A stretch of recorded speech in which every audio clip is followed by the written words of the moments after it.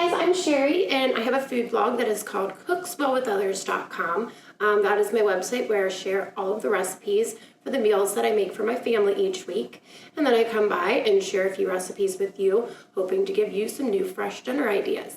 I always get a huge request for just meals that require just a few ingredients. So this week I am sharing all 5 ingredient or less recipes. I also get a huge request for air fryer recipes, so I have included 2 air fryer recipes for this week. And if you would like to subscribe to my YouTube channel so that you never miss out on a weekly meal plan. So our first 5 ingredient or less meal, we have crispy baked garlic sriracha chicken thighs. There is a secret trick in that recipe to get those chicken skins super crispy.